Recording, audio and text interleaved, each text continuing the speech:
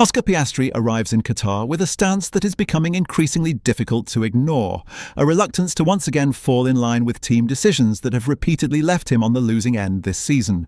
From the 10-second penalty in Interlagos, widely viewed as excessive, to the opening lap contact with Liam Lawson in Las Vegas that resulted in no punishment, Piastri has often been on the unfavourable side of stewarding consistency. His recent dip in form since Monza, combined with Jos Verstappen's claim that the two McLarens are behaving differently on track, has only added to the sense that his campaign has been constantly disrupted. Then came the flashpoint. The double disqualification in Las Vegas for plank wear, wiping out a result that should have helped him close the gap to Norris. At the same time, McLaren continue to uphold their no team orders philosophy, a concept built on fairness in theory, yet one that hasn't prevented several strategy calls earlier in the year from ultimately disadvantaging one driver. For Piastri, Qatar carries a very different context. He holds the stronger record at Lusail in both 2023 and 2024, and analysts such as Jamie Chadwick have already suggested that the characteristics of this circuit should naturally favour him. With the title still within reach, back-to-back wins remain mathematically possible, and Qatar is his most logical opportunity to restart the pressure. So the question is, will this be the weekend where Piastri makes it clear he is no longer willing to accept decisions that place him behind? And if the internal tension rises, how will McLaren manage two drivers who remain firmly in the title fight? If you want to follow every detail as it unfolds, make sure you subscribe as we move into the full analysis.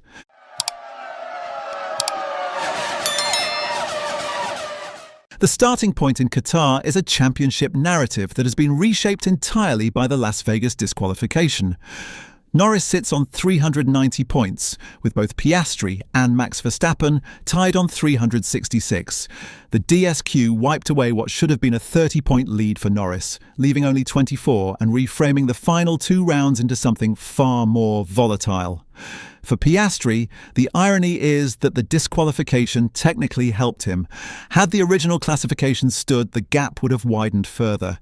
Instead, he arrives in Qatar with a chance, narrow but realistic, to take the fight to the final weekend. But to understand the pressure on him and the reasons he would be inclined to reject any suggestion of team orders, you have to look at the cumulative weight of this season's incidents. Piastri's frustrations did not begin in Vegas. They are layered, subtle, and grounded in events stretching back several months. The Interlagos penalty remains one of the season's most debated stewarding decisions.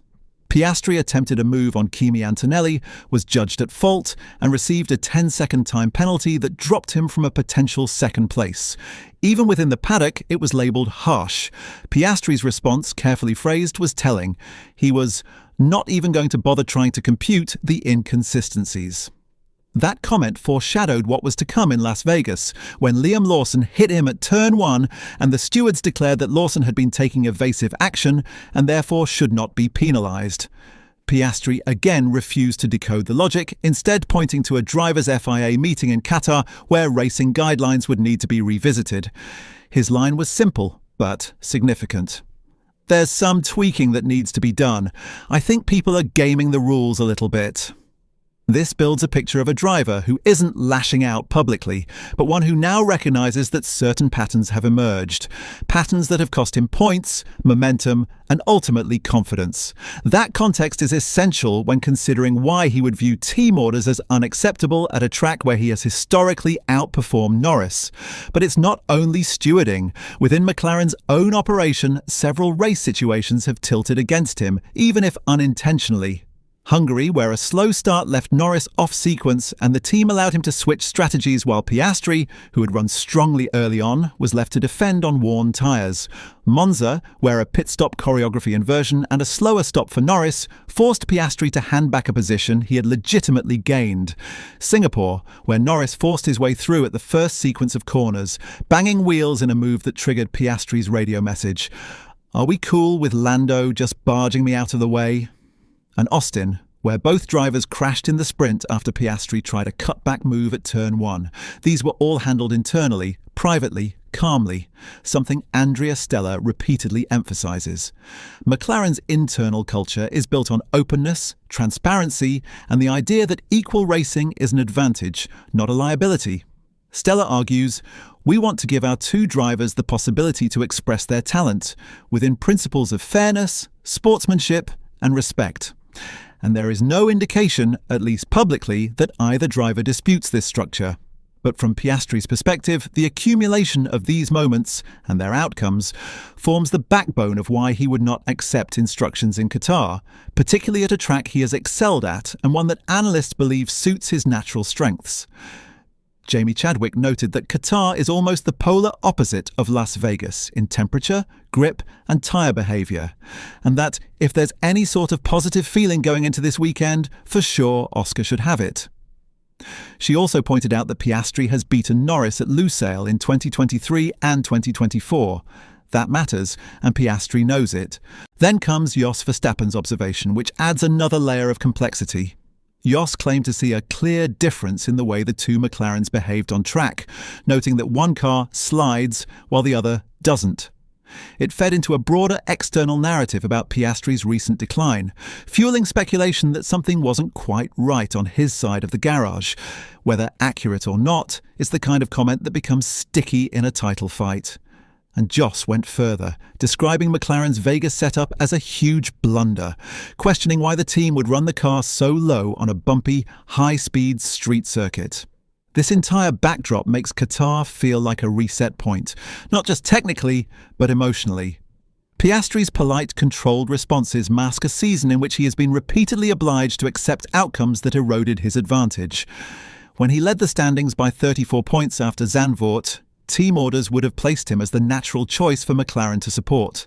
But McLaren refused to take sides, not because of favouritism, but because Zak Brown and Andrea Stella believe that winning through equal treatment is the only acceptable path.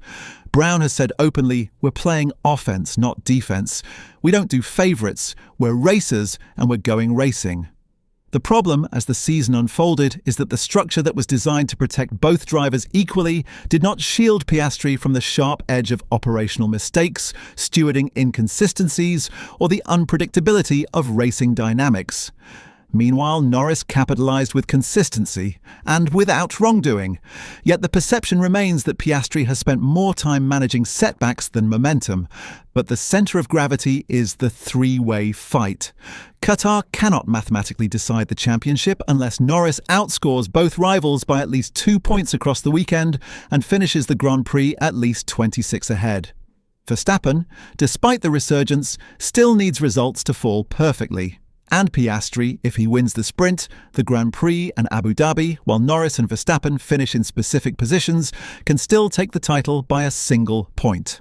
In that environment, the expectation that Piastri would compromise his own chances for the sake of preserving Norris's lead doesn't align with the season he has lived through. Not when he has a proven advantage at this track. Not when he has endured penalties, incidents, and technical setbacks that have repeatedly hindered his campaign. And not when Verstappen is tied with him on points, ready to attack with nothing to lose, as Jos puts it. Piastri won't say he is frustrated, he won't declare he is refusing team orders, but the combination of context, numbers, history, and opportunity points firmly in that direction. Qatar is the most favourable circuit remaining for him. It's the one place where the balance of probability swings his way. And after months of absorbing outcomes that diminished his momentum, this may be the moment where he quietly decides that compromise is no longer an option. As the final sprint weekend approaches, the question is simple. If the circumstances pivot once more, whether through strategy, stewarding, or team dynamics, will Piastri accept it, or will this be the point where he pushes back against a season that has kept asking him to give ground?